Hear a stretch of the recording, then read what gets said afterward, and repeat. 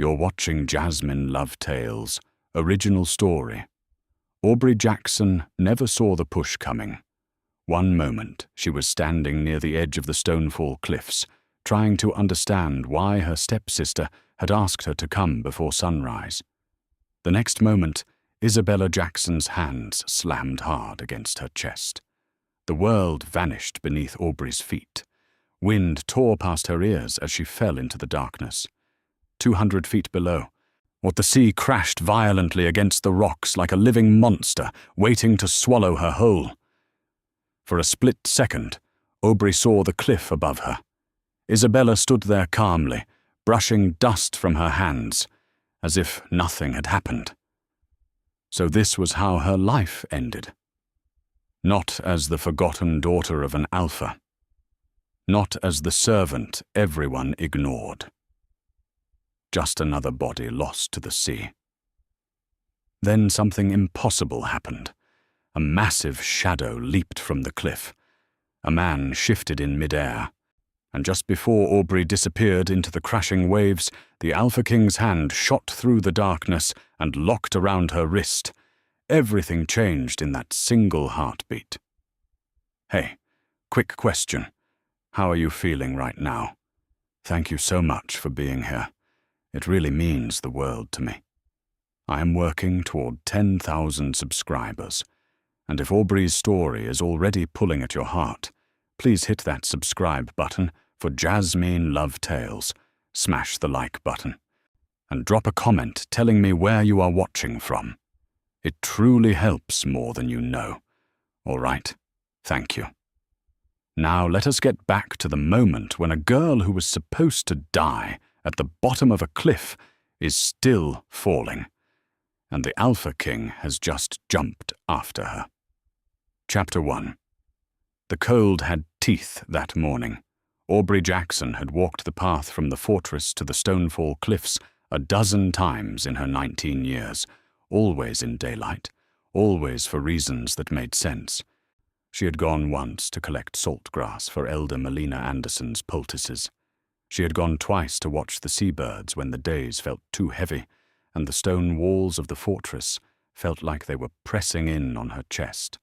She had never gone before sunrise, in the dark, alone, because a girl who barely existed in her own pack had no reason to be near a 200-foot drop in the dark. But Isabella had said their father left a message, and that was the word that had moved Aubrey's feet when nothing else would have. Not kindness from Isabella, which had never existed. Not the promise of peace between them, which Aubrey had long stopped hoping for. Just the word father, and the impossible idea that he had thought of her before he died, that he had left something behind for her specifically, that somewhere in the last hours of his life he had wanted her to know something. Aubrey had known, and somewhere between the fortress gate and the first bend in the cliff path, that she was probably being fooled. She was not naive. 3 years of scrubbing blood from stone floors and eating cold porridge from chipped bowls had sharpened her instincts well past the point of easy trust. But she had gone anyway, because the small chance that it was real was bigger than her pride. The cliff path ended at a wide stone shelf where the ground dropped away suddenly into open air. The sound of the sea came up in waves, deep and rhythmic, 200 feet below. The sky was still dark, but the horizon had that grey-blue color that came just before the sun moved. Wind hit her face the moment she stepped onto the shelf, cold and salt-sharp, pushing at her like it wanted her to go back. Isabella was already there. She stood near the center of the stone shelf with her arms loose at her sides and her dark hair pulled back neatly, as though she had come to a morning gathering rather than a cliff edge in the dark. She wore a heavy wool cloak trimmed with pale fur, the kind that cost more than Aubrey earned in a year of service. She looked calm. She looked, Aubrey thought, like a woman who had already decided how the morning would end. "You came," Isabella said. She did not smile. Aubrey stopped 10 feet away from her. The stone shelf was wide enough that she was not in immediate danger of the edge. She kept her weight on her back foot without thinking about it, the way an animal keeps space between itself and a threat. "You said Father left a message," Aubrey said. "Where is it?" Isabella tilted her head slightly. "There is no message." The wind pushed hard across the shelf. Aubrey felt it on the back of her neck, cold and persistent. Her hands were still at her sides. She did not move toward the edge. She did not move toward Isabella either. No, she just stood there and let the information settle. "Then why am I here?" Aubrey asked. Isabella took 3 slow steps forward, not rushing, not aggressive, just closing the distance the way someone does when they want to make sure they are heard clearly. "Because you are a problem," Isabella said. "You have always been a problem, and I need you to stop being one." Aubrey's jaw tightened. She had heard variations of this her entire life, from Isabella, to from the stepmother who had taken over her father's high seat, from every mid-ranked wolf in the fortress who had learned to treat her like furniture. She was accustomed to being unwanted. She was not accustomed to being called to a cliff edge in the dark to hear about it. "You brought me to a cliff to tell me I am inconvenient," Aubrey said flatly. "I brought you to a cliff to end it," Isabella said. "The Alpha King is here. He noticed you last night. I saw the way he looked at you, and I cannot allow that to continue." Something shifted in Aubrey's chest. Not fear, not yet. Something colder and more specific. She understood now. Isabella had not come to argue or threaten. She had come to finish something. "He is going to marry me," Isabella continued. Her voice was even, almost pleasant. "Our mother has spent 3 years preparing for this. I am not going to let a servant with dirt on her hands ruin the only future that matters. You were supposed to disappear quietly, or you were supposed to be nothing.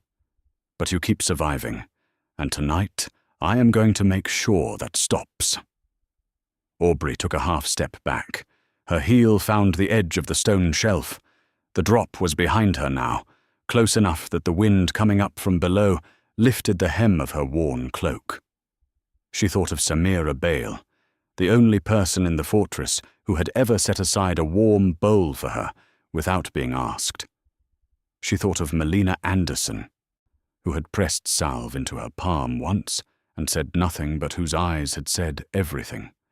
She thought of her father, his face already blurring at the edges in her memory, and she thought that it was a terrible injustice that she was going to die on a cliff because a jealous woman was afraid of the king's eyes landing in the wrong place. Isabella moved fast. Her hands connected with Aubrey's chest, flat-palmed, hard, and the force of it carried Aubrey backward off the edge of the shelf.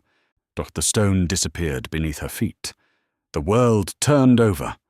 Cold air tore through her hair and filled her lungs, and the sound of the sea rushed upward, and the black sky above her tilted as she fell. She did not scream. She could not. The breath had been knocked out of her completely, and all she could do was fall in terrible silence while the cliff face rushed past her on one side and open air swallowed everything else. She saw the moon. It was pale and half-covered in cloud, the same moon she had looked at from the kitchen yard 1,000 times, while her hands ached from the cold water and the stone scrubbing.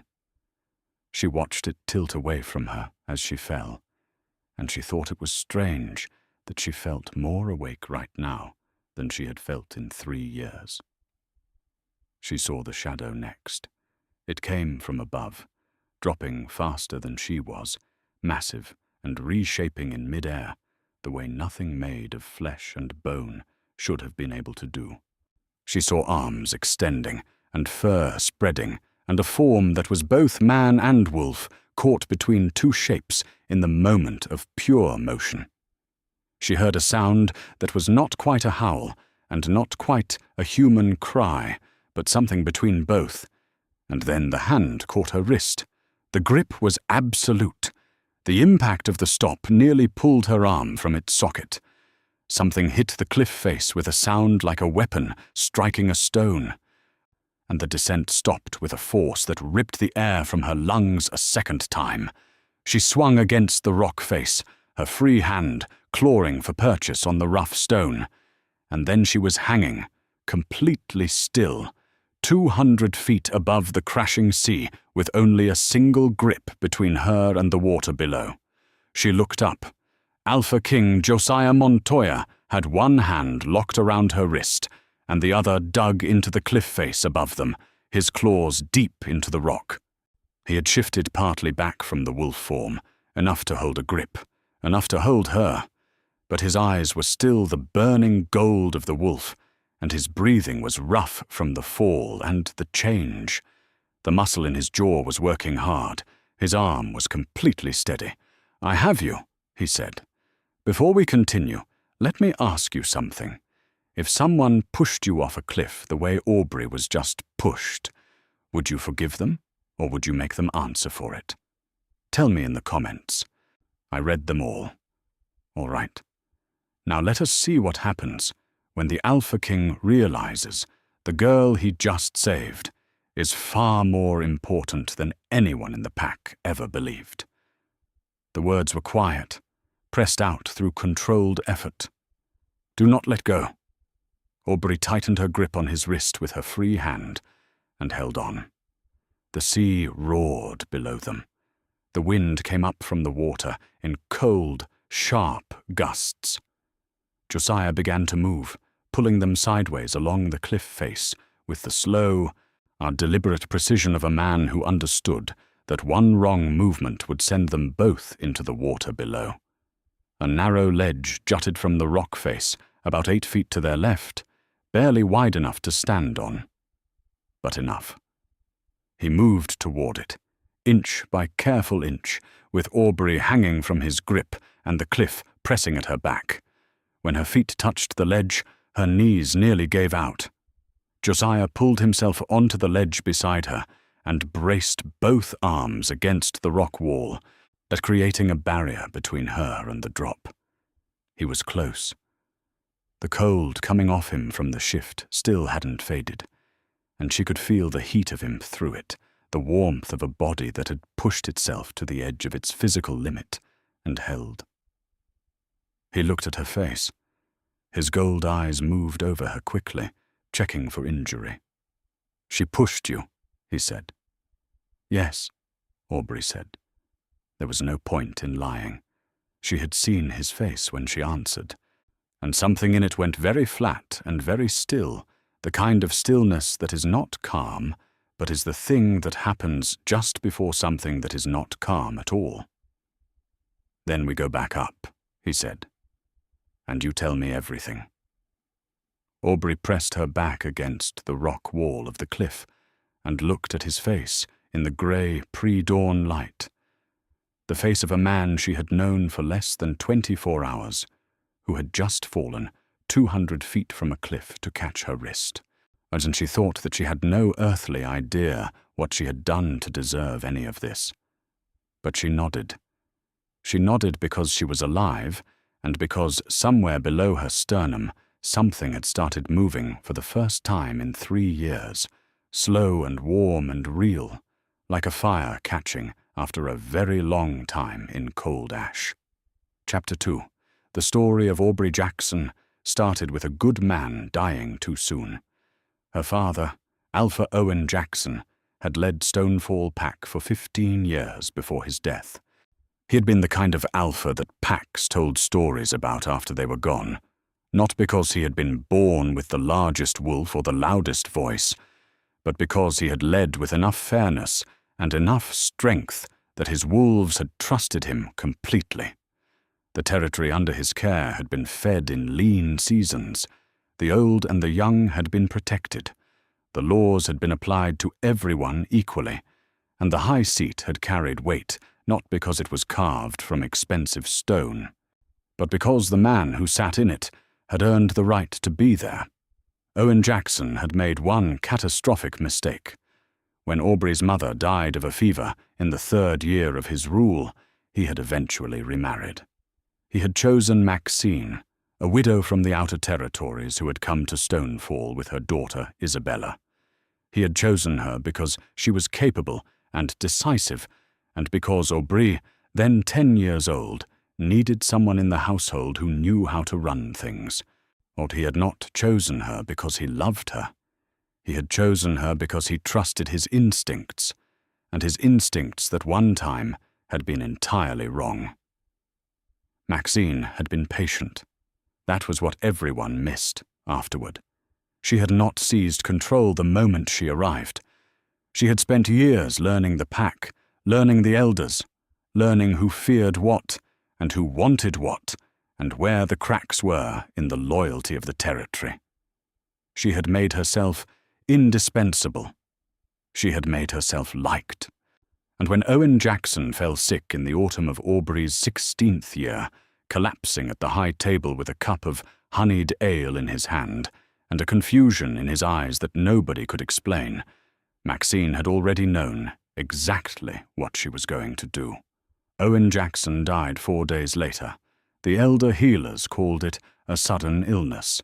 Quinton Gallagher, the elder council member with the sharp grey eyes and the habit of sitting very still in corners during important conversations, had noticed the particular smell of the Alpha's chamber in those last days, and had said nothing to anyone because he had no proof and because Maxine had already made it clear, quietly and without direct threat, that those who made trouble for her transition would find themselves without position. Maxine took the high seat before the burial fire had gone cold. She was decisive about it, which meant the pack was confused before they could be angry, and by the time the confusion cleared, she had already reorganized the council, repositioned the senior warriors, and laid the foundation of a story that would prove very difficult to argue against. The story was simple. Owen's daughter, Aubrey, had never shifted. She had reached 17, then 18, without her wolf ever surfacing, which in the world of the pack was not just unusual, but damning. A wolf who could not shift was not a wolf at all, not in any sense that the laws recognized. She was weak. She was broken. She was, what Maxine said, with the practiced regret of someone delivering sad news, simply not suited to lead. Aubrey was stripped of her rank at 16 and assigned to the fortress kitchens. Nobody had challenged it openly. Some wolves had looked at the floor. Kyson MacDonald, the warrior who had trained under her father since before Aubrey was born, had gone pale in the face and left the great hall quickly and had never quite met Aubrey's eyes in the years since.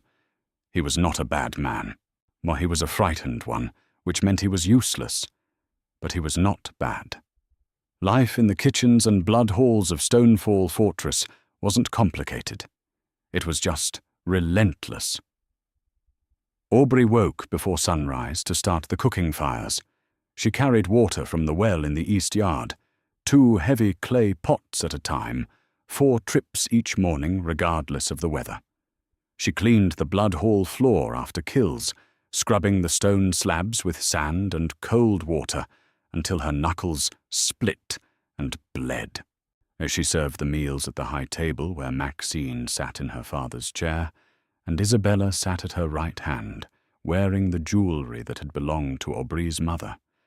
She did not speak unless spoken to. She did not sit unless invited. She did not ask for anything she wasn't given. Not because she had given up, but because she had learned, very early, that drawing attention only made the cruelty more inventive.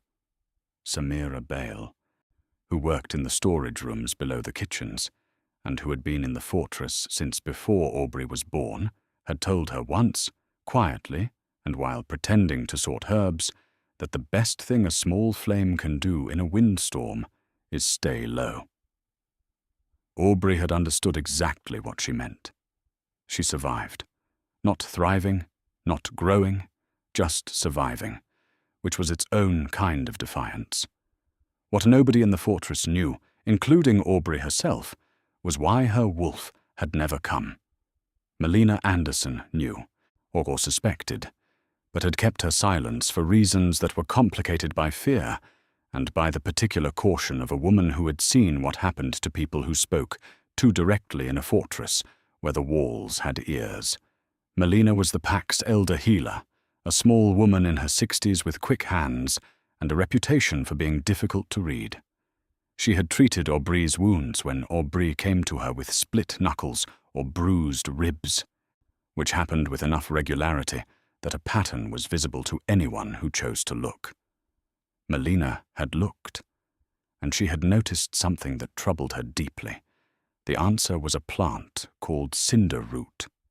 It grew along the northern riverbanks in small, unremarkable clusters, and it smelled like nothing in particular, which made it easy to add to food without detection. In small doses, taken over a long period, it suppressed the wolf entirely. It did not hurt the human half. It did not cause obvious illness. It simply prevented the shift from ever happening, which in a pack culture was the cruelest thing you could do to someone quietly, because it erased the wolf without leaving a mark. Cinderroot had been banned by the Northern Throne for 4 centuries because of exactly this use. It was not a medicine. It was a silencing tool. It had been going into Aubrey's food since she was 16 years old. She had scrubbed floors and carried water and kept herself small for 3 years, while the most essential part of her sat locked away behind a wall she could not see or name or break through. And she had believed, because everyone around her had worked very hard to make her believe it, that she was simply not enough. That was the truth underneath the fortress floor, the one that had been buried with as much care as her father had been buried in the East Field.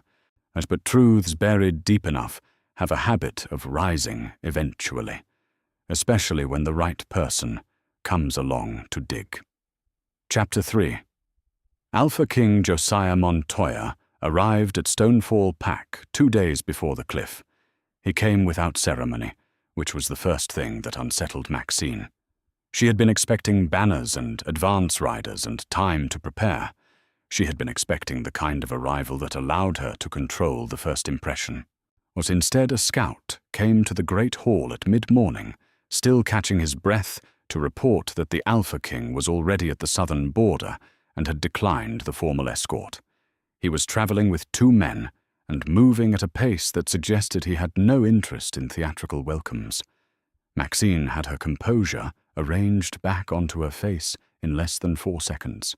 She called for Isabella immediately, and the 2 of them spent 20 minutes in the private chamber, running through the strategy they had been developing since the royal inspection was first announced 3 months prior.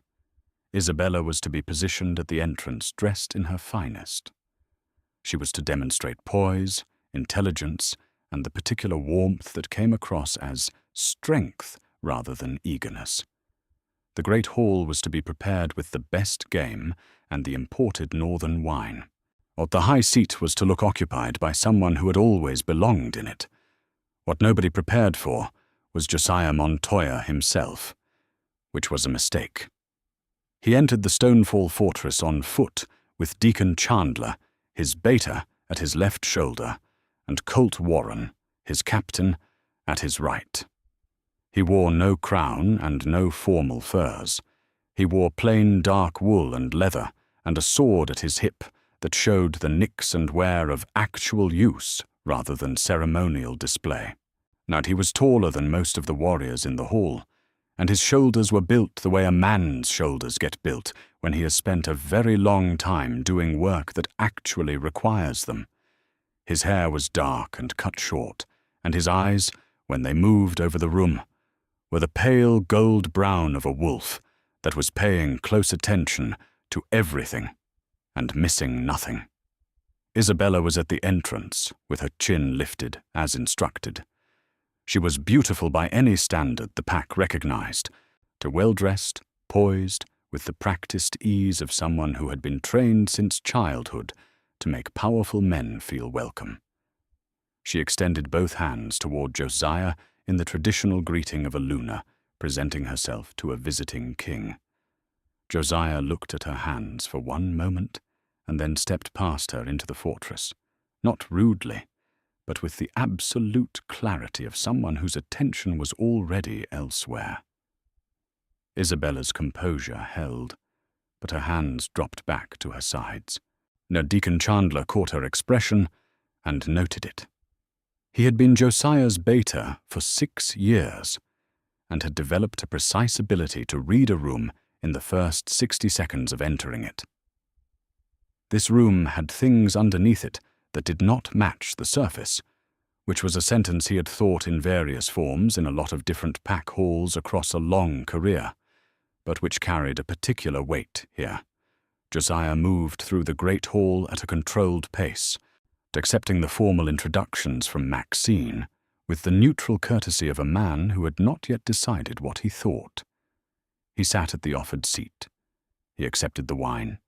He answered questions about the Northern Territories with the kind of brief, complete answers that gave nothing away and revealed nothing, while his eyes continued their slow, methodical examination of everything in the room.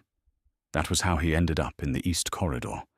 He had excused himself from the welcome table after 20 minutes on the pretense of stretching his legs, which everyone in the hall understood to mean he was conducting an informal inspection, which everyone in the hall understood they were powerless to prevent. Deacon followed at a discreet distance. Colt remained in the great hall with Maxine, asking polite questions about the territory's border management. Josiah passed through the East Corridor and came to the opening of the kitchen hall. The kitchen hall was long and low-ceilinged, with 2 hearths running along the north wall and preparation tables down the center. It smelled of wood smoke and game fat and the particular sharp smell of cold stone floors that had been recently scrubbed. At the far end, near the smaller of the 2 hearths, a girl in a worn grey tunic was stacking split pine beside the fire with quick, practiced movements. She had her hair pulled back from her face with a cord of rough twine. Her hands were reddened from the cold water and the work. Her back was straight in the particular way of someone who has learned to hold themselves upright as a matter of stubbornness rather than comfort. Josiah went still in the doorway. It hit him the way things hit a wolf's instinct, not as a thought and not as a feeling, but as a certainty that arrived before either of those things had time to form. A scent that he could not have described in words, but that his wolf recognized with an immediacy that was almost violent in its clarity. Cedar and clean water, and something underneath both of those things that was specific and singular, and entirely unlike anything else in the fortress. He crossed the kitchen hall without making a decision to do so. His wolf was already moving before his mind caught up. The girl heard him when he was 4 feet away and turned. Her eyes came up fast, grey and sharp and guarded in the way of someone who has learned to assess threat quickly. She took in his face, his clothes, and his bearing in one rapid sweep, and her expression went careful and neutral, the way servants learned to make it in environments where being noticed was rarely safe. He stopped. He looked at her. She held his gaze for 2 seconds, and then looked at the fire. She kept stacking pine. Her hands had steadied with deliberate effort. Josiah stood in the kitchen hall for another moment and said nothing. He was still processing the thing that had hit him at the doorway, still trying to account for the way his wolf was pressing at the inside of his chest like it wanted out, still trying to understand why a girl scrubbing a hearth in a fortress kitchen had stopped him in his tracks the way no woman had done in 31 years. He left without speaking, but he did not stop thinking about her. That evening, Josiah excused himself from the feast table early. The feast had been constructed carefully by Maxine as a demonstration of Stonefall's prosperity and Isabella's suitability. The food was excellent. The wine was better than Josiah had expected from a southern pack. Isabella had been charming and composed and had said all the correct things about loyalty and territory management, and Josiah had answered her politely and thought about none of it. He had watched the far edge of the great hall where servants moved in and out of the service corridor, and he had waited. He found her in the stone-walled passage behind the great hall, carrying a heavy tray back toward the kitchens. "What is your name?" he asked. Aubrey stopped walking. She set the tray down on the ledge of a wall niche and turned to face him. She stood straight. She looked at his chin rather than his eyes, which was the habit of someone who had been told, or in one way or another, that direct eye contact was above their station. "Aubrey," she said. "Aubrie Jackson." The surname registered in his face, though he kept it controlled. He had read the territory records before coming to Stonefall. He knew that name. He knew who Owen Jackson had been. "How long have you served in this fortress?" he asked. 3 years, she said. Her voice was even, not warm and not cold, the voice of someone who had learned to give away nothing. "And before that?" A pause. She looked at the floor for a moment, and when she looked back up, her eyes had something in them that was not grief exactly, but was the thing grief turns into after long enough. Something harder and quieter and more settled. "Before that, I was Owen Jackson's daughter," she said. Josiah said nothing for a moment. He looked at her face in the torchlight, at the red hands and the worn tunic and the straight spine, and he understood. With the particular clarity that came from years of moving through packs that were not functioning the way they were supposed to, that everything he had just heard needed to go directly into the record he was building about this territory. "Go somewhere safe for the night," he said quietly. "Lock the door if you can find one." She blinked at him, uncertain whether he was warning her or dismissing her. He turned and went back to the great hall. She picked up her tray and went back to the kitchens. But she lay awake for a long time that night, in the narrow room behind the kitchen stores, staring at the ceiling with her hands flat on the rough blanket, turning his voice over in her head and trying to understand why it had made something in her chest feel, for the first time in 3 years, like it was waking up. Chapter 4. Deacon Chandler was efficient. That was the quality Josiah valued most in him, above loyalty and above courage, and though Deacon had both of those things in generous supply.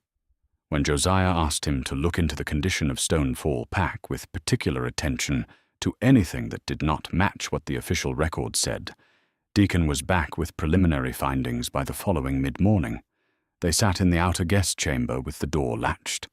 Colt Warren stood near the window, watching the courtyard below, with the particular stillness of a man who was listening to 2 things at once. "Because the pack is organized around fear," Deacon said, "not as an opinion, but as a reported fact. Not the kind that comes from a strong alpha. The kind that comes from knowing what happens when you ask the wrong question. The elder wolves are quiet in a way that is practiced rather than natural. A few of them changed subjects twice when I brought up Owen Jackson." "Which elders?" Josiah asked. "Quentin Gallagher and the healer, Melina Anderson." Aunt Gallagher had the look of a man who had been waiting for someone to ask. The healer is more careful. She listened more than she spoke. Josiah turned this over. Gallagher was the elder council member he had met briefly during the formal introductions. He had said very little, which at the time Josiah had read as deference. He was revising that reading now. "Find Gallagher," he said, quietly, "and I want to speak with him before the evening meal." The conversation with Quentin Gallagher happened in the east garden, standing near the stone wall, where the morning glory vines had gone brown with the late season cold. Gallagher was a compact man in his 60s, with grey eyes that moved steadily, and a way of placing his feet when he stood that suggested he had spent a very long time in environments where being knocked off balance was dangerous. He did not waste time. "Owen Jackson did not die of a fever," Gallagher said. He kept his voice low and his eyes on the vines. "I smelled the compound in his water on the 3rd day of his illness. I know what that smell means. I know what cinderroot does to a man who drinks it for long enough." He paused. "I said nothing because I had no proof, and because I am not a young man, and Maxine has long claws and a longer memory." "Why are you telling me now?" Josiah asked. "Because you asked," Gallagher said. "So, and because you are the only person with enough authority to do something about it who has been inside this fortress in 3 years. Josiah spent the rest of that afternoon finding Melina Anderson. She was in the small stone room at the back of the East Wing, where she kept her medicines, and where she sometimes saw pack members who needed treatment and did not want Maxine to know they had sought it. She was a small woman, with quick and precise hands and the particular directness that healers sometimes develop after decades of dealing with things that cannot be softened. She looked at Josiah when he sat across from her and folded her hands and said nothing. "The Jackson girl," Josiah said. "She has never shifted." "No," Melina said. "Is that natural?" A pause. Long enough that it answered the question before her words did. "No," she said. "It is not. I have treated her since she was assigned to the kitchens. I have seen the way her wolf responds to certain stimuli. It is there. It has always been there. It is suppressed." "By what?" "I do not have proof," Melina said carefully. "I have observations, and I have a strong suspicion about the preparation of her meals that I cannot confirm without access to the kitchen stores." "You will have that access," Josiah said, "before tonight." Meanwhile, Aubrey had been told nothing about any of this. She went about her morning work the way she always did, and carrying water and stoking fires and staying out of sight, which was the rhythm she had built her days around for 3 years. But the rhythm felt different today. Something had shifted in the air of the fortress, a current she could not name but could feel, the way animals feel a change in weather before the sky shows it. The senior wolves were moving differently. The guard postings had changed overnight, and Josiah Montoya was somewhere in the fortress asking questions, which Aubrey knew because Samira Bale had come to her at mid-morning with wide eyes and a low voice to report it. "He spoke to Gallagher," Samira said, pressing herself against the wall of the storage corridor with her arms crossed tight. "Alone, in the East Garden. Nobody knows what was said, but Gallagher came back inside with a different face." Aubrey kept sorting the dried herbs she had been assigned to the task. Her hands stayed steady. "It is not our concern," she said. "He asked about your father," Samira said. Aubrey's hands stopped moving. She made herself resume after a moment.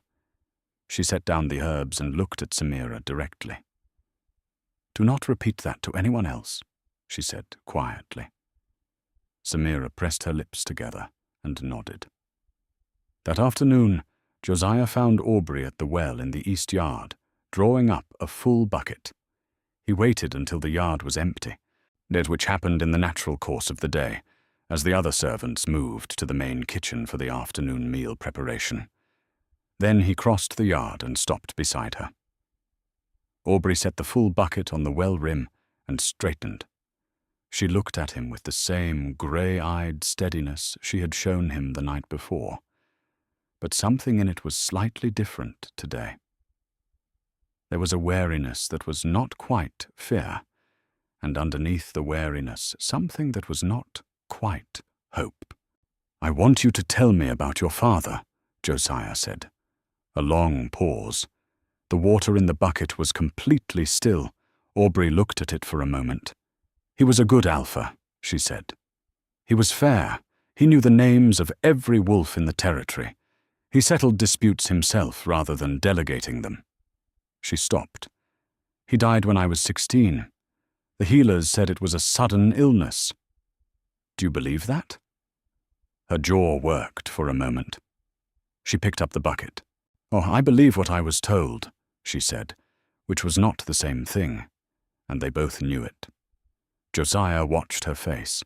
He had been watching faces for a long time, and he had learned to read the spaces between what was said and what was meant. This woman was not deceiving him. She was protecting herself from the weight of a conclusion she had already reached, but was afraid to name aloud, because naming it meant acknowledging that her father had been murdered, and she had been living in his murderer's house for 3 years, and had been powerless to do anything about it. I am going to need you to trust me, he said. Not blindly. I am not asking you to put your life in anyone's hands without reason. But I need you to stay visible. Stay where people can see you. Do not be alone outside the fortress walls, until I tell you otherwise. Aubrey looked at him for a long moment. The bucket was heavy in her hand. The water caught the afternoon light. You are investigating Maxine, she said quietly.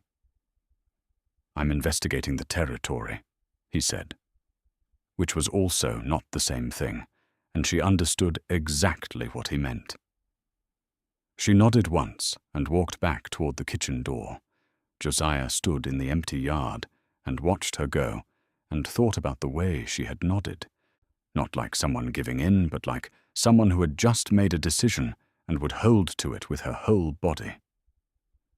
Isabella had watched the entire exchange from the window of the second-floor corridor.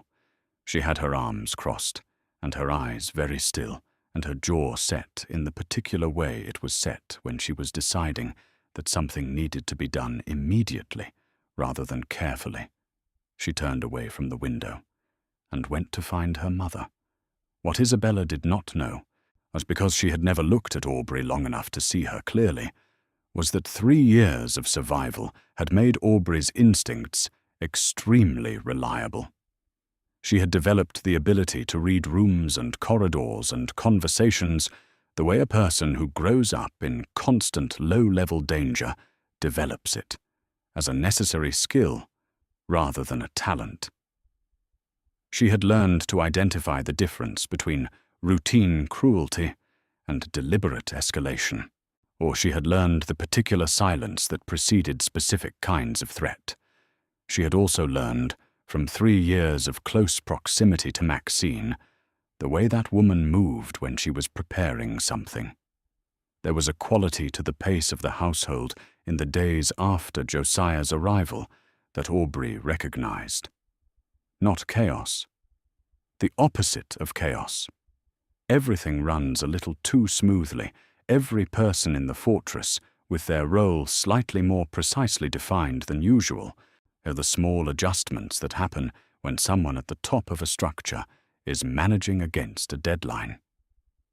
She told none of this to Josiah, because she did not yet fully trust that the outcome of his investigation would move fast enough to help her before Maxine moved first.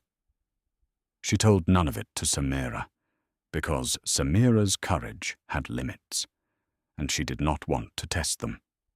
She told none of it to Melina, because Melina was already doing everything she could, and had been doing it longer than Aubrey had known. She filed it all away in the careful internal record she had kept for 3 years, the one that existed nowhere in writing, but that she carried with her every moment, and she went back to her work and kept herself visible, and kept her eyes open, and waited to see which direction it came from. By Chapter 5. Maxine and Isabella held their conversation in the private solar behind the high seat chamber, with the door bolted and the fire turned down low enough that the room stayed dim. They had always planned in dim rooms. It was a habit that had served them well. "He is looking at the records," Maxine said. She was not panicking. Panic was something Maxine had not permitted herself in years, because it muddled thinking, and she needed her thinking clear. but there was a quality to her voice that Isabella recognized as the sound of a calculation being run quickly and urgently. Gallagher spoke to him. "I cannot prove it, but I know it the way I know anything about this territory." "What do we do?" Isabella asked. "We move faster than he does," Maxine said. "The girl is the problem. She always has been. As long as she is here and breathing, and the king is asking questions, everything I built is at risk."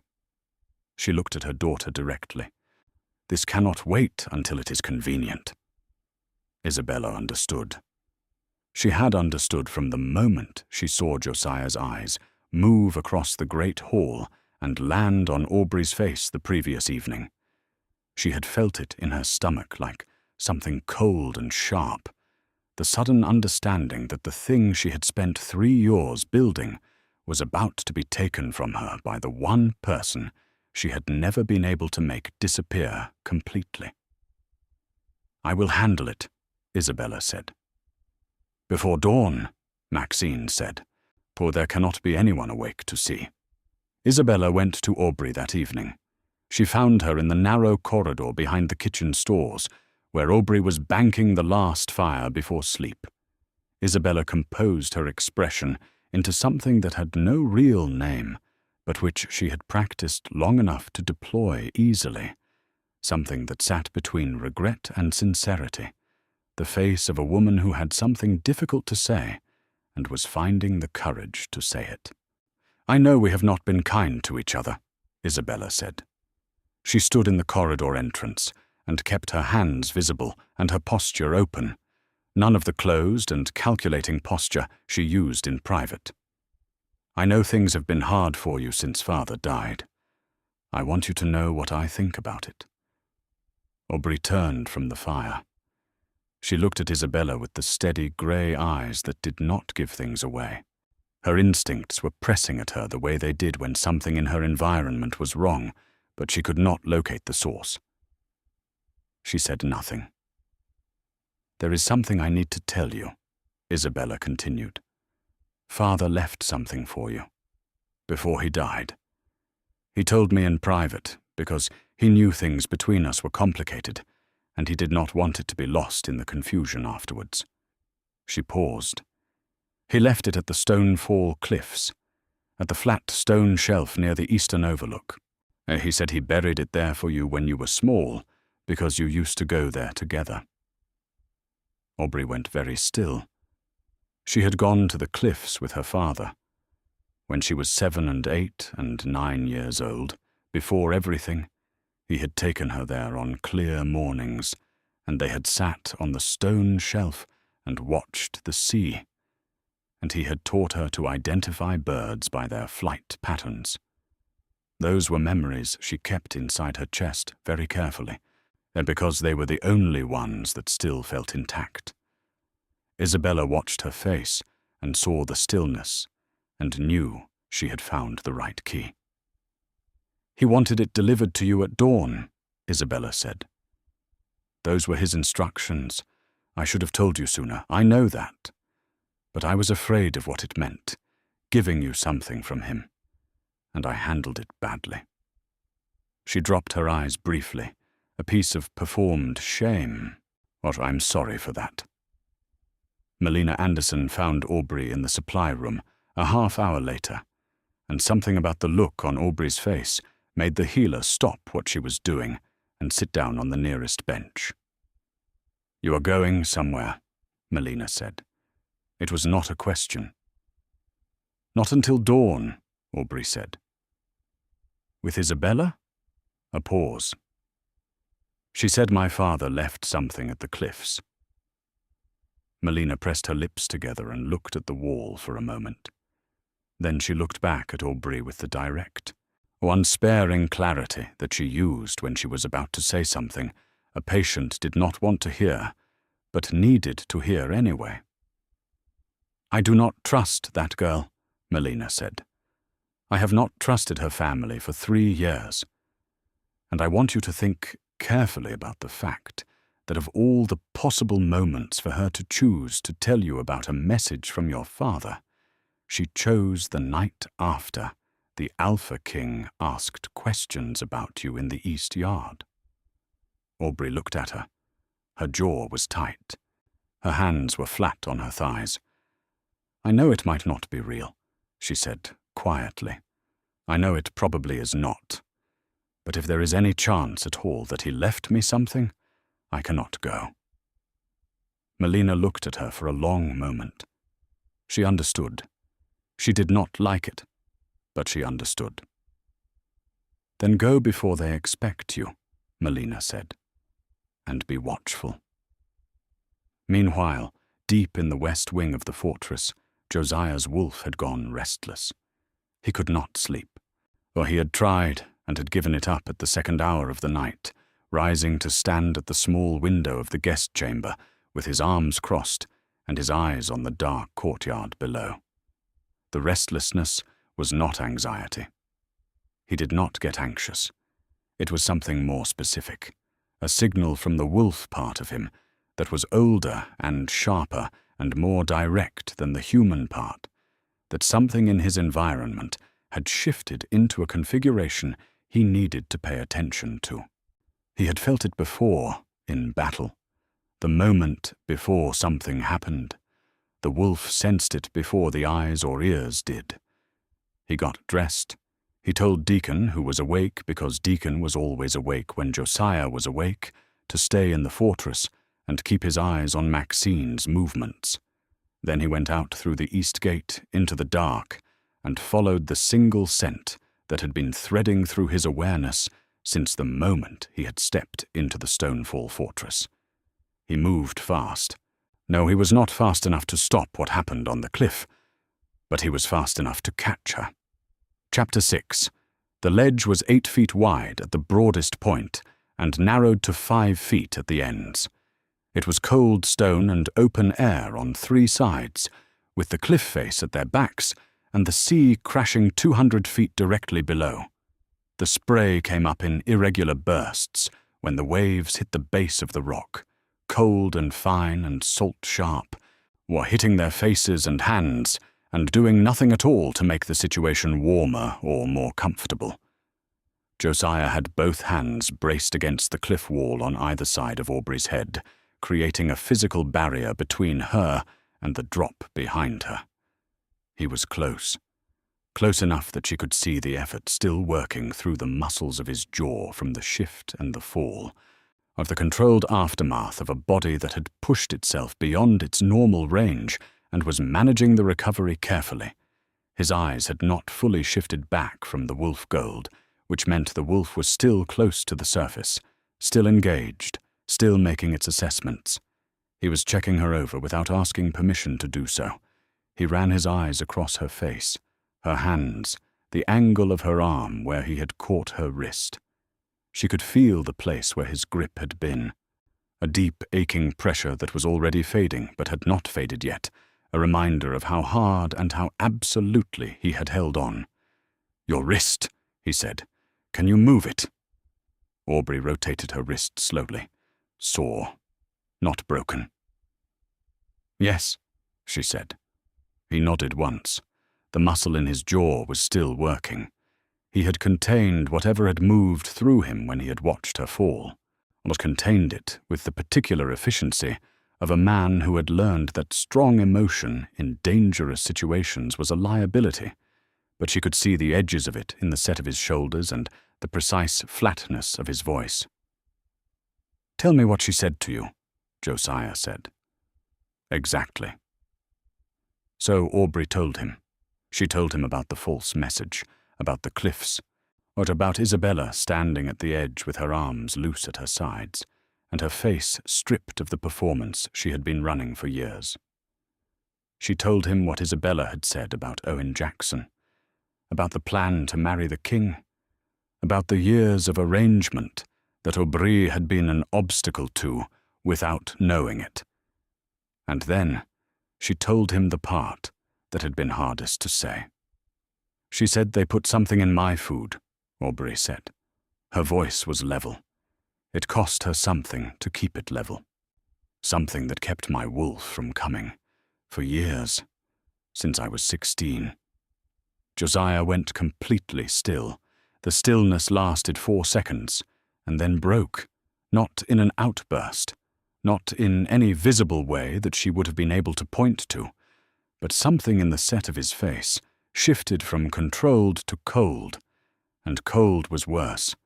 Cold meant this had moved from a thing he was investigating to a thing he was going to answer personally. "Cinderroot," he said quietly. Aubrey looked at him. "Thought you knew?" "Melina was going to confirm it tonight," he said. "I was going to have the record before morning. I was going to move on this tomorrow." "She did not want to wait for tomorrow," Aubrey said. "No," he said. "She did not." They stood on the ledge in the sound of the sea and the grey dark of the pre-dawn sky, and neither of them said anything for a moment. The cold was thorough and indifferent. The spray hit Aubree's face, and she did not move away from it. She became aware, gradually, of how warm he was. It was the wolf in him, the wolf's heat that ran higher than a human body's, pressing against the cold in the air between them. She had been cold for so long inside this pack, in ways that went beyond temperature, that the warmth of him was disorienting in a way she did not have the language for. She was also aware of something else, something that had started in the moment his hand had locked around her wrist in the fall, and had not stopped since. It was not pain, and it was not fear. It was a sensation she had no framework to name, because she had never felt it before, a deep, spreading warmth that seemed to originate in her chest and move outward, slow and steady and absolutely certain of itself, like the tide coming in. And beneath it, for the first time in 3 years, something stirred. Her wolf, not loudly, not fully, but present in a way it had not been present in so long that she had almost stopped believing it existed. A low warmth at the center of herself, an awareness of her own instincts beginning to uncurl from wherever they had been locked away, like a window being opened after a long, closed winter. She pressed her hand flat against the cliff wall and breathed. Josiah saw her expression change. His eyes sharpened. "What is it?" he asked. "I feel it," she said. She was not sure she was saying it to him. She was not sure she was saying it to anyone. It came out in a low voice, by barely above the sound of the sea. "My wolf. I feel it." Something moved through his face that was not like any expression she had seen on him before. It was not the controlled neutrality he wore in the fortress, or the cold precision he had worn when she told him what Isabella had said. It was something underneath all of that, something that had been there since the first moment he had walked into the kitchen hall and gone completely still in the doorway. He lifted his hand from the wall beside her head and pressed it flat against her sternum, just for a moment, just long enough for the warmth to move through the contact. Her wolf surged. The sensation was like breathing air after being held underwater. It filled her from the inside, warm and strong and enormous, pressing at every edge of her from the inside. She made a sound that was low and rough and not entirely human, and her hands gripped the rock wall, and her knees wanted to fold, and she would have gone down, except that his arm moved to her back and held her upright with a steadiness that she was already beginning to understand was simply what he did. "There she is," he said, very quietly. Not a joke and not a celebration. Just recognition. The way you would say the name of something you had been looking for. Aubrey got her feet under herself. She pressed her back against the rock wall and made herself breathe through the enormity of it. The feeling of 3 years of suppression lifting at once, the wolf rising into the space that had been cleared for it by nothing but the contact of his hand and the particular chemistry between them that she did not yet have words for. "What is this?" she said. It came out quieter than she intended. Josiah was watching her face. His gold eyes were completely steady. "You already know what it is," he said. She did know. She had known since the kitchen hall the night before, when she had felt the air change and had looked up and found him looking at her. She had pushed it down and told herself she was imagining things, because she had been told for so long that she was nothing and had nothing and deserved nothing, that believing otherwise felt dangerous. But the wolf in her had no interest in the things she had told herself. The wolf was older than her doubts and less patient. "We should get off this ledge," she said, or because it was the most practical thing she could say. The corner of his mouth moved. Not quite a smile, the closest thing she had seen to one. "We should," he agreed. He shifted back to his full wolf to manage the climb back to the cliff top. The large, black-furred form that was nearly as tall at the shoulder as she was standing, and she held to him the way you hold something solid in a current. When they crested the top of the cliff, the sky was beginning to lighten in the east, and the stone shelf where Isabella had stood was empty. She had gone back to the fortress to prepare her story. She had not counted on Josiah returning with Aubrey alive. Chapter 7. They came back through the fortress gate, just as the sky tipped from grey to pale gold. Josiah had shifted back to human form inside the tree line before the gates, and they had crossed the last stretch of frost-hard ground side by side on foot. He did not touch her arm or her shoulder or any part of her. He walked beside her the way someone walks beside a person they intend to stand with, not leading and not following, which was a thing Aubrey noticed without meaning to, and kept turning over in her chest alongside everything else. She was still feeling her wolf. It was not the explosion of the ledge anymore.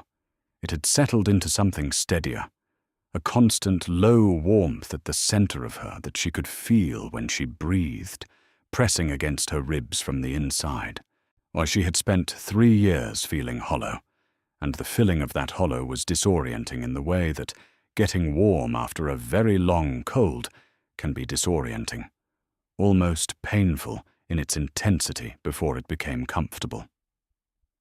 Samira Bale was awake. She had been awake all night, sitting at the kitchen window with her hands folded and her face tight, not because she had seen Aubrey leave and had known in her bones where she was going, and had spent the night trapped between the knowledge that she could not stop it and the refusal to simply go to sleep. When she saw Aubrey come through the gate, alive and walking and covered in cliff dust with the Alpha King beside her, Samira put her forehead down on the windowsill and breathed for a long moment before she got up to stoke the fire. Deacon Chandler met them in the inner yard. He had the particular face of a man who had been up all night collecting information and was waiting for the moment to present it. "Melina has what she needs from the kitchen stores," Deacon said to Josiah. "Cinder root, confirmed. 3 years of residue in the spice cabinet, hidden inside dried thyme. Gallagher brought 2 more witnesses before midnight. I have their accounts written." Josiah nodded. "Call the council. Full assembly in the Great Hall, or 2 hours. Maxine will argue the procedure," Deacon said. "She can argue whatever she chooses," Josiah said. "She will do it in front of the pack." Colt Warren appeared at the corridor gate. He had been watching the stables, he reported, because Isabella had gone there at first light. She had ordered a horse saddled. He had explained to her, with the polite implacability that he was very good at, that the Alpha King had posted a travel restriction on the territory, effective immediately. She had gone back inside. "Where is she now?" Josiah asked. "With her mother," Colt said. "Private solar. Bolted." "Leave them," Josiah said. "They will come out when the assembly is called. They have no choice." He turned to Aubrey. She had been standing slightly behind him through this, not from deference, but because the courtyard was filling with early waking pack members who were staring at the scene with wide eyes and open mouths, and she was processing the combined weight of her wolf awakening, and the cliff and the conversation on the ledge, and the morning light, and the fact that she was standing in the yard of the fortress where she had been treated as furniture for 3 years. And something was about to change, and her body was responding to all of it at once in a way that required stillness. "Come with me," Josiah said to her. Not an order, an offer. She followed him into the east wing. He brought her to the healer's room where Melina was already waiting. The small woman took one look at Aubrey's face when she came through the door, and then she looked at Josiah, and something passed between them that was a quick, quiet acknowledgement. "Sit," Melina said to Aubrey, in the same tone she used for patients with deep wounds who were going to feel better soon, but did not know it yet. Aubrey sat on the bench near the window. Melina brought her a cup of warm liquid that tasted like bitter roots and honey and something else underneath both. "This is a counteragent," Melina said, sitting across from her. "It will accelerate the clearance of the cinder root from your system. Your wolf has already begun responding to the bond contact." She glanced briefly at Josiah. "The bond accelerated the clearance on its own. The counteragent will complete it." She paused. "You may feel ill for an hour. Then you will feel better than you have in 3 years. Aubrey held the cup and looked at the woman who had been quietly, carefully, imperfectly, trying to protect her from the other side of a fear she had never been able to fully cross. She thought of all the mornings when Melina had treated her wounds without asking for explanations, and had pressed salve into her palm and said nothing that could be overheard. All the small, careful acts of care that had cost Melina something, and that Aubrey had never thanked her for, because gratitude had felt like a luxury she could not afford. "Thank you," Aubrey said. It came out rough. Melina looked at the bench and said nothing, but she pressed Aubrey's hand briefly before she stood. The illness came on schedule. 40 minutes of nausea and cold sweat and a bone-deep aching that Melina had warned her about, and which passed exactly when she said it would. And when it passed, what replaced it was something she did not have words for. A fullness. A wholeness. The wolf was free at last and fully awake inside her chest, settling into her like something that had always been waiting to come home. She shifted for the first time at 19 years old, alone in the healer's room, while Josiah waited outside the door. It was not graceful. It had been 3 years of suppression, and she had never done it before, and her body did not know the shape of it yet. She came out of the change, half falling against the wall, shaking, with tears she had not expected running down her face, and her wolf was smaller than a pack wolf her age would normally be, because she had been starved of growth for years. And it did not matter at all. It did not matter in the slightest. She was whole. Take a moment and look at what just happened. For 3 years, Aubrey was told she was weak, broken, and useless. But the moment her wolf woke up, everything began to change. If you believe people should never be judged by the lies others tell about them, drop a wolf emoji in the comments.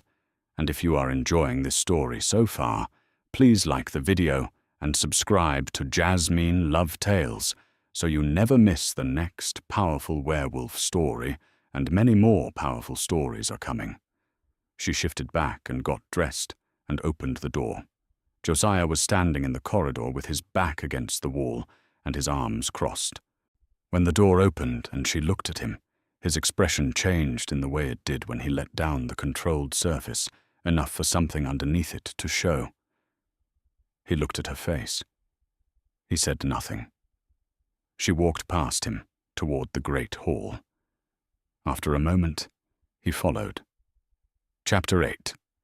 By the time the full pack had assembled in the great hall, Of the morning light was coming in through the high stone windows in long, pale shafts that cut through the torch smoke and lay across the floor in warm strips.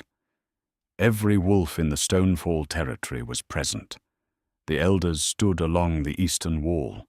The warriors stood in a loose crescent near the center of the room. The younger wolves and the servants and the outer territory farmers were gathered at the back, pressed close, standing on their toes to see. Maxine sat in the high seat. She had insisted on it.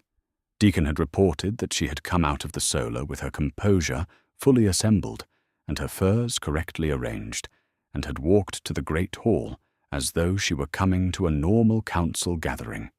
She sat in the high seat with the easy authority of a woman who had occupied it for 3 years and intended to occupy it for 3 more, and her face said that whatever was about to happen was a misunderstanding that she was fully prepared to correct.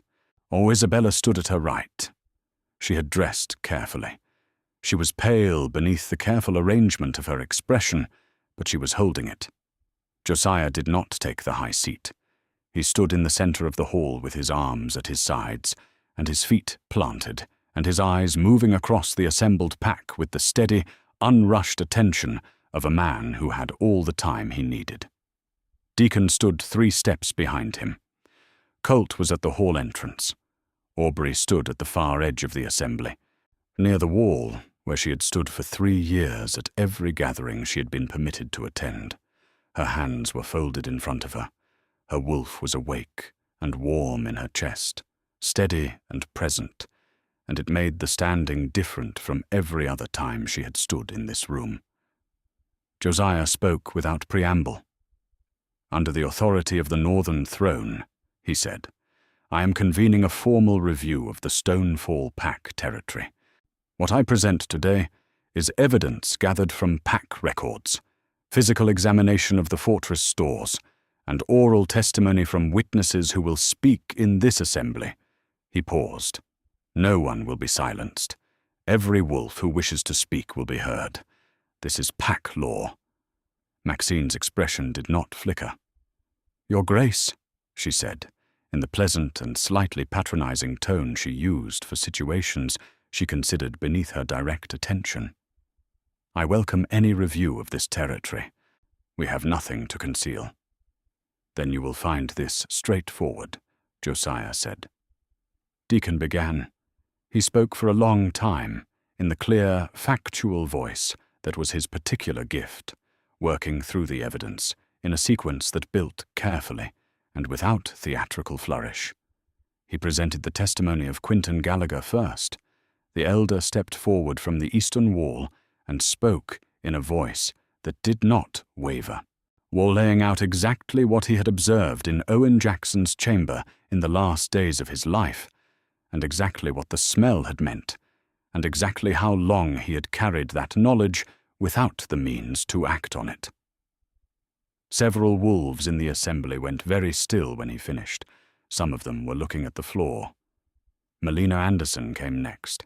She produced the small cloth pouch from inside her robe and set it on the presentation stone at the center of the hall. Cinder root, or 3 years of stock from the fortress kitchen stores, separated from its hiding place inside the dried thyme, exactly as she had described it to Josiah that morning in the East Garden. She explained what it did, in clear, clinical language that a child could have followed. She explained how long it had been present. She explained the time frame and what it corresponded to.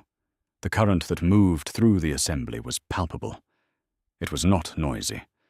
It was the sound of a very large number of people processing a thing at the same time and finding it unbearable. Kyson MacDonald stepped forward from the warrior line without being asked. He was a broad, weathered man in his mid-40s who had the particular posture of someone carrying a weight that had been getting heavier for a long time. He stood in the center of the hall and looked at the floor for a moment before he looked up. "I trained under Owen Jackson for 8 years, he said. "Or I was at the keep when he fell sick. I saw the cup in his hand." He stopped. His jaw worked. I smelled what the elder smelled. I told myself I was wrong.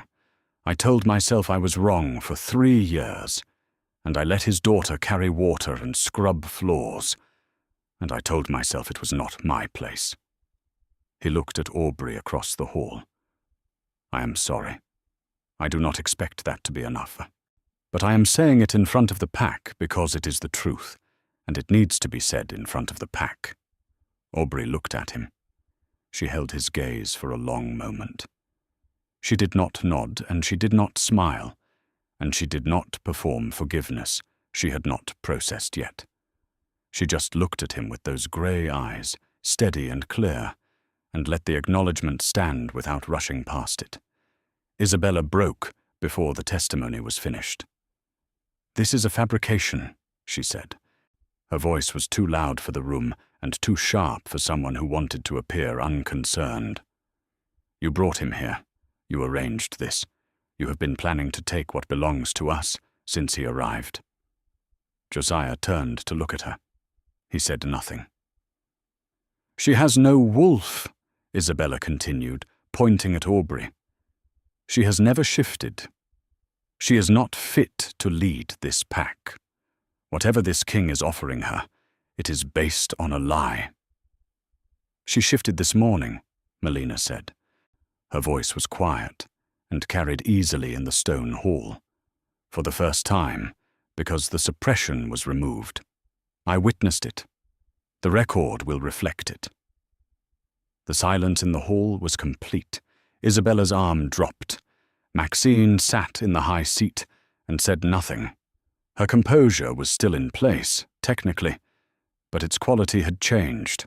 It was not the composure of confidence anymore.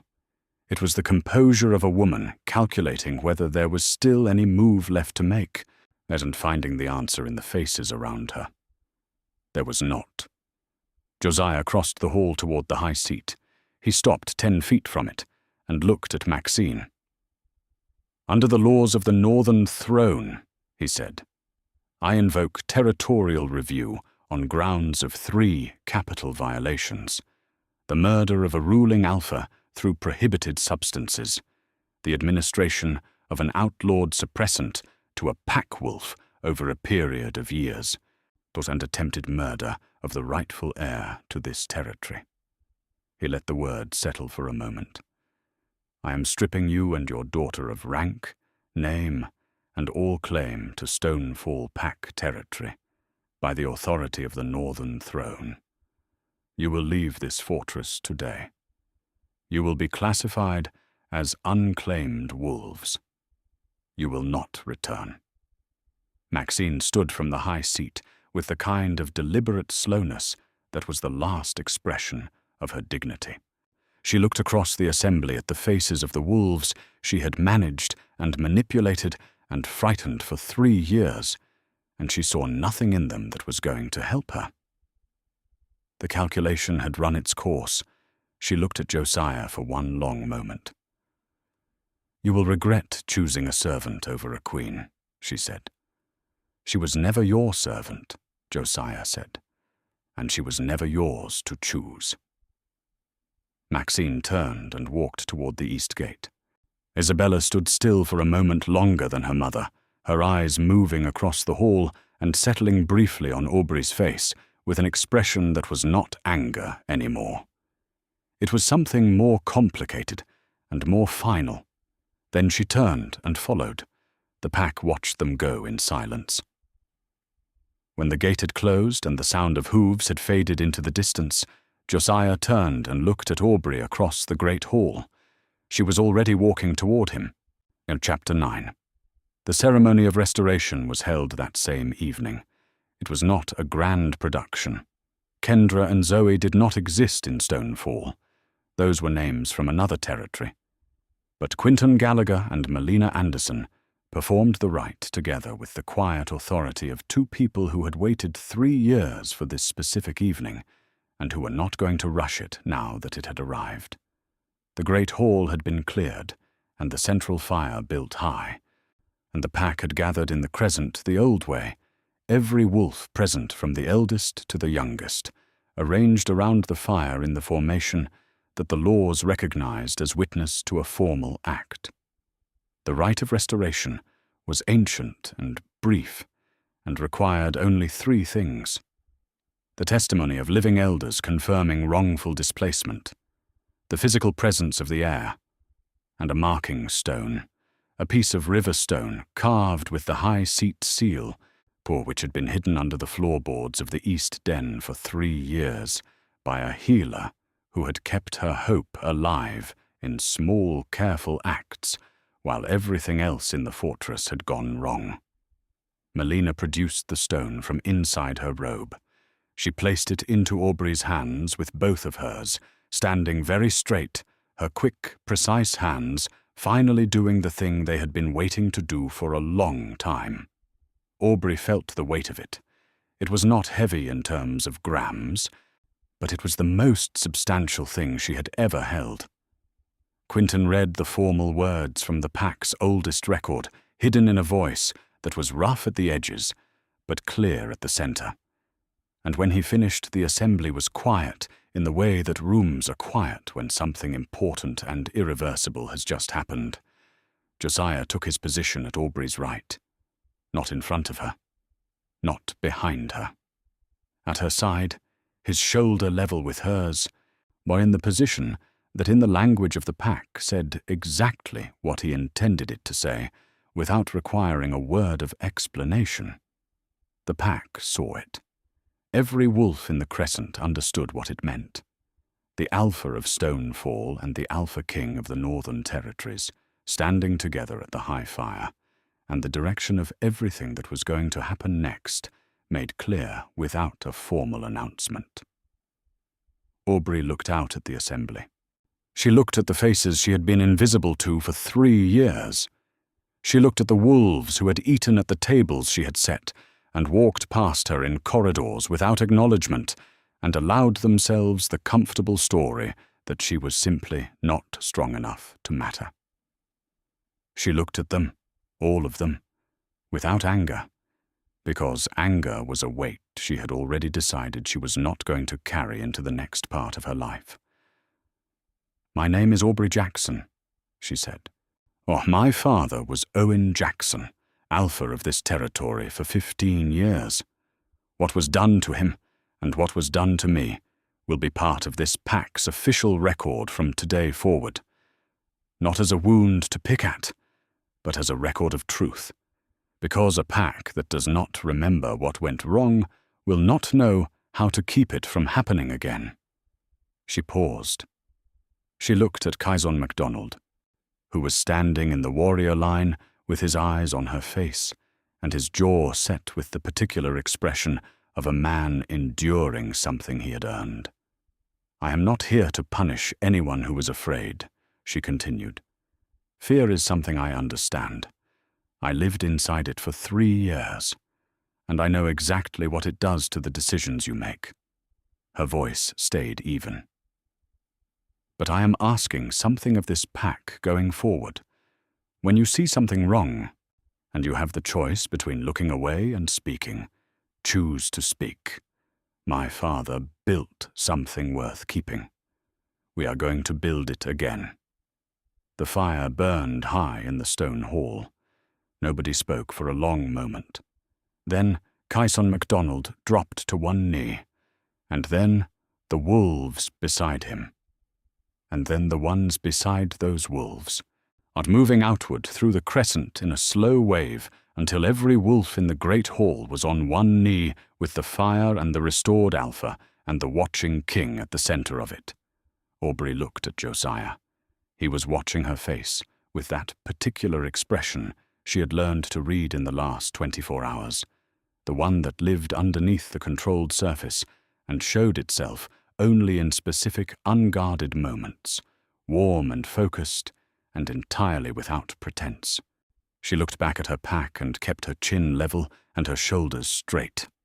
Later, after the fire had burned to a deep orange glow and the assembly had dispersed to their dens, and Quentin Gallagher had walked Melina Anderson home through the east corridor with their heads together in quiet conversation, Josiah led Aubrey through the stone passage toward the Alpha's chambers. She had not been inside those chambers since she was 12 years old, when her father had been alive, and the high seat had meant safety, and not threat. She stopped in the doorway for a moment. The room was simple. Stone walls and a hearth with a fire already lit, and the smell of cedarwood, and the particular cold, clean smell of a mountain fortress at the end of autumn. A wide bed built against the northern wall with deep wool blankets folded at the foot of it. The large window above the writing table looked out over the territory, the dark now except for the scattered lights of the outer den. Josiah waited. He was very good at waiting. It was one of the things she had noticed about him, the unhurried quality he had even in situations that were urgent, the sense that his pace was not slow, but was always exactly what the moment required. She walked into the room. She sat on the edge of the bed and looked at the fire for a moment, organizing the last 24 hours into something she could hold. The cliff, the fall, of the ledge and his hand and the wolf waking up after 3 years of silence, the trial and Maxine's face when the calculation finally ran out, the river stone in her hands, and the weight of the pack going to its knees. Josiah sat beside her, close but not pressing, the way he always held space, giving her room and presence at the same time. "I need to ask you something," Aubrey said. "Ask," he said. "Everything that happened today. The rescue, the trial, I standing with me at the fire." She turned to look at him. "How much of it was because of the bond, and how much of it was because you believed it was right?" He looked at her for a moment in the firelight. He did not answer immediately, which was one of the things she was already learning about him, that he did not give easy answers to real questions. "Both," he said. "The bond told me you were mine in the first 5 minutes in that kitchen hall, but the rest of it I would have done for any wolf whose territory was being run the way this one was being run." He paused. "The difference is that I would have done it from duty for anyone else. I did it today because I couldn't have done anything else." She looked at him. His eyes were gold in the firelight, that deep, warm wolf gold that had struck her in the kitchen hall and had not looked away from her since. "The bond," she said. "I can feel it. I have been able to feel it since the ledge." "I know," he said. "Is it always this much?" she asked. The corner of his mouth moved. "I am told it is. I have no prior experience to compare it to." That made her breath catch slightly in a way she had not expected. She had assumed, because he was who he was, that there had been other things, other attachments, some accumulated history of intimacy that she would be entering behind. The idea that there was not, or that this was as new for him as it was for her, settled something in her chest that she had not known was braced. She leaned toward him. He met her halfway. The kiss was different from the one on the ledge, which had been brief and salt-cold and filled with the relief of being alive. This one was slower. It had the quality of something that had been moving toward this point for a long time and was finally arriving without urgency, without the press of danger. Just 2 people in a firelit room finding the measure of each other. His hands framed her face with a steadiness and a care that she could feel in her bones. Her wolf pressed warm against the inside of her chest, settled and certain, the way it had never been able to be in 3 years of being locked away. She pulled back slightly and looked at him. "I need to learn everything about this territory," she said. "There is a lot that was damaged. The Elder Council needs to be reorganized. The outer farmers have been undertaxed and undersupported for 3 years. The warrior line needs leadership that is not afraid." She paused. "I have a great deal of work to do." "Yes," he said. He did not sound troubled by this. "The Northern Territories," she said. "Your duties there? How does this work?" "Deacon manages most of the administrative function," he said. I travel through the territories on a cycle. The Stonefall is in the southern range of my jurisdiction. His eyes held steady on hers. I will be here often. More often than the inspection schedule requires. He paused briefly. I will be here as much as you want me here. She held his gaze. I want you here, she said. Plainly, without softening it into something less direct. His expression changed in that particular way that showed what was underneath. Then we are settled, he said. The fire burned lower in the hearth. Outside the window, the territory was dark and cold and full of sleeping wolves who had spent the day being shaken awake by the truth and who would spend the coming weeks learning, slowly and with varying degrees of difficulty, how to be a pack that operated differently than the one they had been living in. It was going to be slow, and it was going to be hard, and some of them were going to struggle with it in ways that would require patience. Aubrey knew how to be patient. She had been practicing it for 3 years, but the patience she had exercised before had been the patience of someone keeping herself small enough to survive. This was different. This was the patience of a woman with her wolf awake and her father's territory restored, and a king at her side who had fallen 200 feet from a cliff to catch her, and who she was beginning to understand would do it again without hesitation if it was ever required. She leaned against him in the firelight and let her head rest against his shoulder and felt the steadiness of him, the warmth and the weight and the particular certainty that came from being next to a person who had decided on you completely. In the weeks that followed, Stonefall Pack changed. Quentin Gallagher was formally reinstated to a senior position on the Elder Council.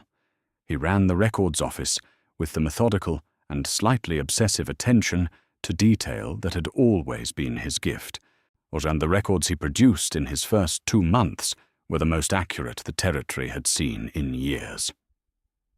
Melina Anderson expanded the healer's practice into the outer territories, reaching pack members who had gone without proper care for long enough that several chronic conditions had gone unaddressed.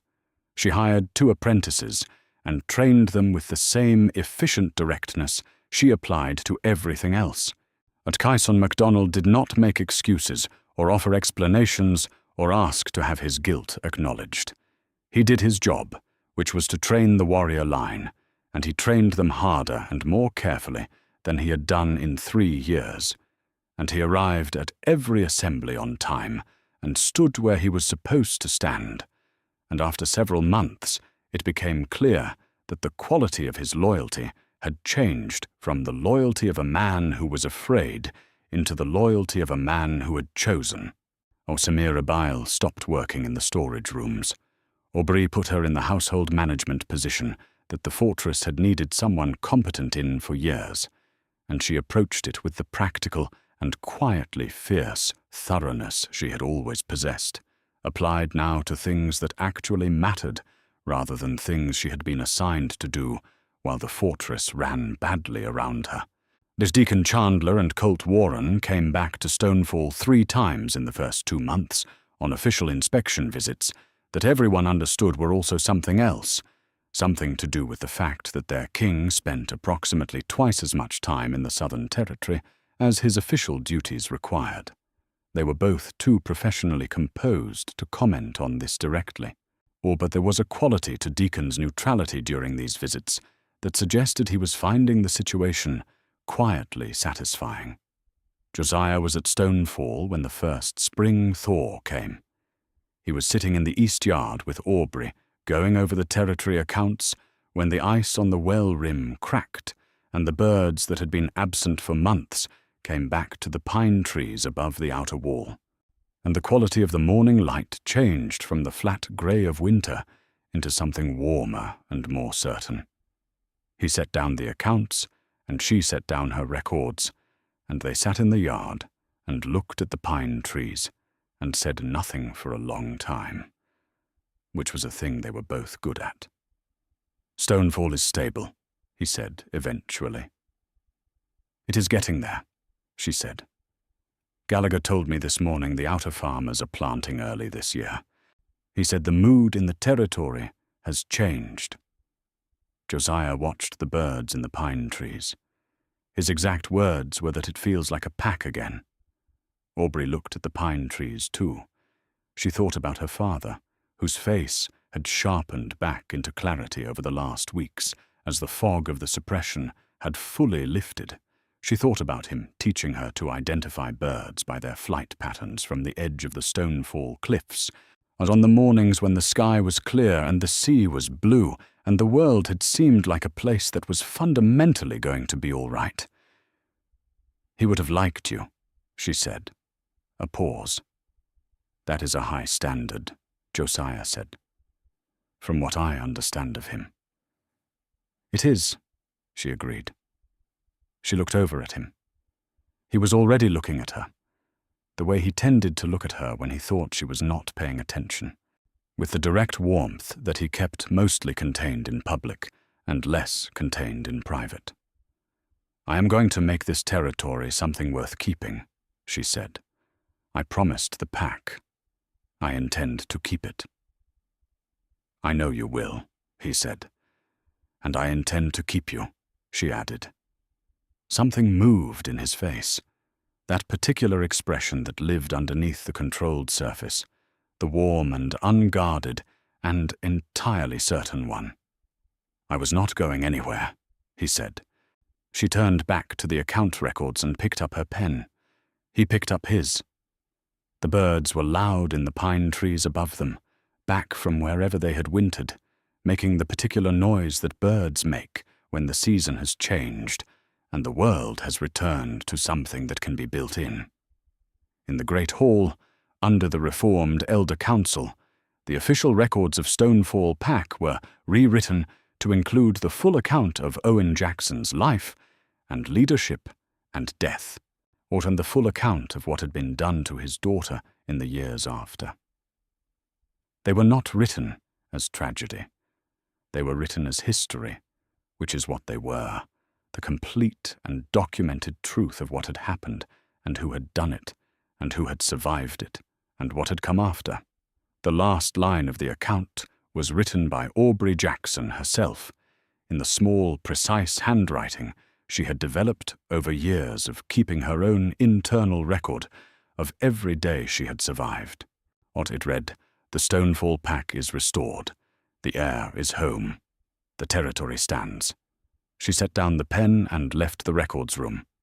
Outside in the east yard, the Alpha King of the Northern Territories was waiting for her, leaning against the well with his arms crossed and his face turned up to the spring sun. He heard her boots on the stone and turned, and when he saw her face, he straightened and moved toward her, and she walked toward him without hurrying. And they met in the middle of the yard in the pale spring light, with the pine trees full of birds above them, and the whole territory spread out around them, awake and breathing and entirely theirs.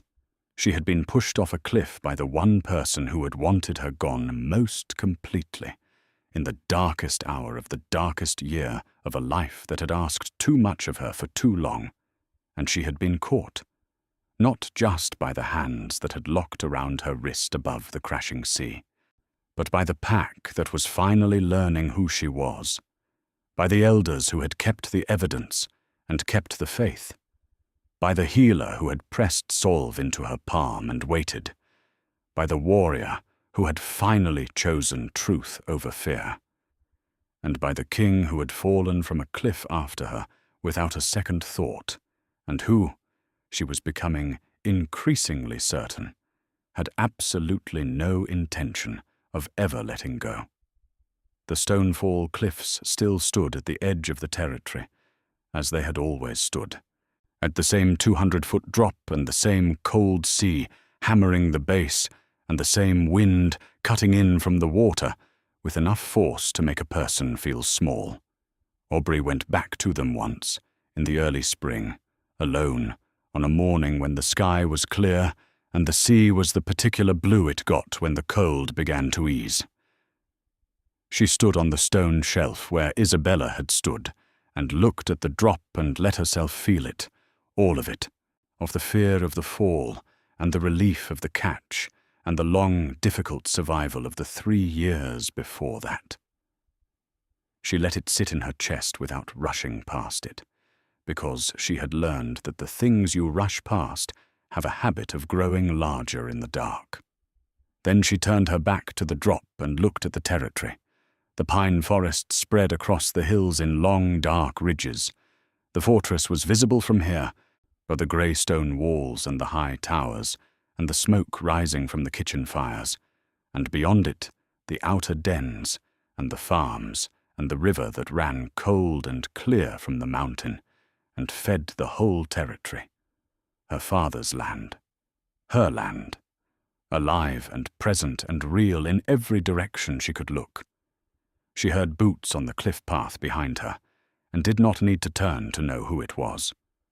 The wolf in her already knew, and the warmth that spread through her chest at the sound was something she was still getting used to, the specificity of it, the way it was keyed entirely to one person and responded to nothing else the same way.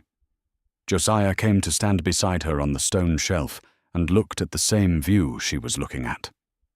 He said nothing for a moment. He was good at not rushing silence. "I come here sometimes," she said. "I want to remember it clearly. All of it, not just the good part at the end." "Good," he said. He meant it. She looked at him. He was watching the territory with the attentive, proprietary look he got when he was calculating the well-being of a place and finding the calculation satisfying. He had that look more often these days in Stonefall. "You are going to be a very good Alpha," he said. Not a prediction, a present tense observation. "I know," she said. And she did know, which was not arrogance, but was the particular confidence that comes from having done hard things already and found yourself capable of them. He took her hand. It was the same hand he had locked his grip around above the crashing sea on the morning she fell, and she could still feel the memory of that grip when she held his hand now, not as pain but as the opposite, as the specific sensation of having been caught by someone who did not let go. Or they stood on the cliff together and looked at the territory and said nothing else for a long time, because nothing else needed to be said. Everything that had been lost had been recovered. Everything that had been broken had been repaired, or was being repaired. And the girl who had been pushed off the cliff was standing at the top of it, exactly where she was supposed to be. If you stayed with this story all the way to the end, thank you. I truly appreciate you.